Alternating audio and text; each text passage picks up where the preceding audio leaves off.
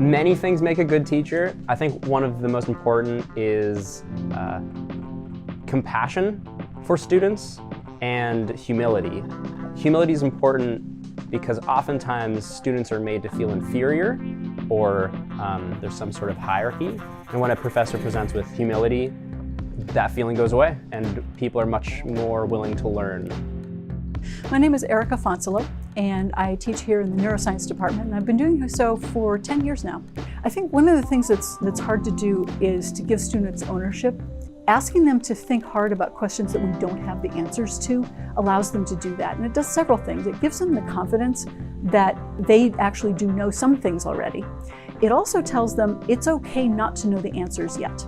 At times, subjects are overwhelming, certain topics are hard, and she's like, yeah, it's gonna be fine, you're gonna pick it up eventually. You don't have to know it on your first try. There's a lot she has taught me, not only in terms of academics, but also in terms of just creating science, which is, I feel one of the top things you can engage in when you're doing scientific thinking. One of the things I have to tell my students the first day of class is that I don't know everything, and I never will in the field of neuroscience. It's huge.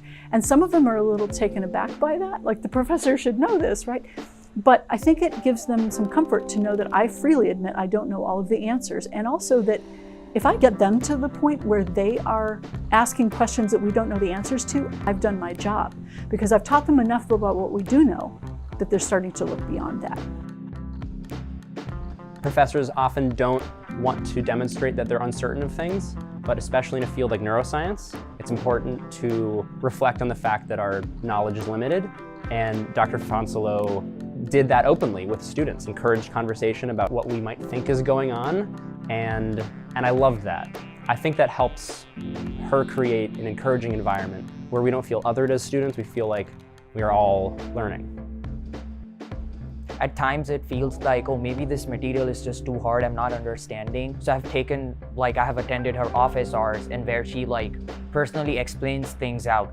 She's so approachable. I can ask the same thing 2 times and she's gonna explain that with that much compassion and dedication just to make sure that you understand the concept.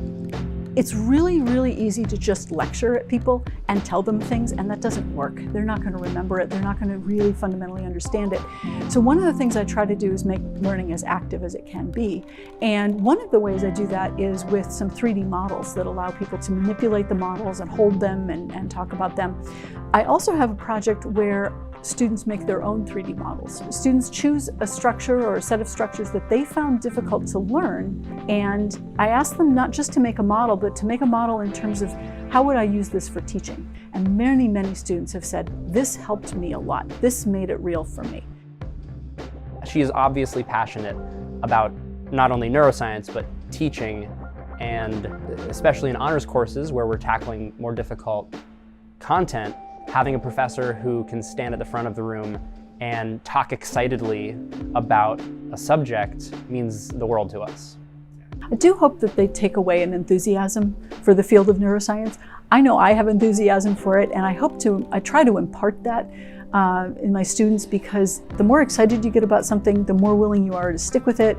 There's a lot of complexity to neuroanatomy, for example. It's tricky, and I think people are sometimes afraid of it. And so what I try to do is give explanations for things. How do systems in the brain work?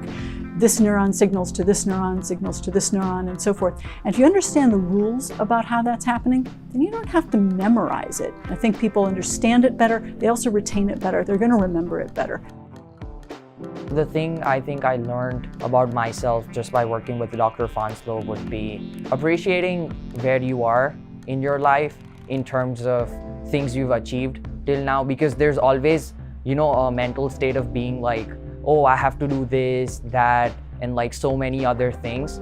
But just living in the moment and achieving what you have achieved, I feel is something important. And Dr. Fanselow was just not only a mentor to me, but even just shaped me as a person who I am right now, and I'm truly grateful for all the opportunities she has given me and the knowledge that she has shared with me.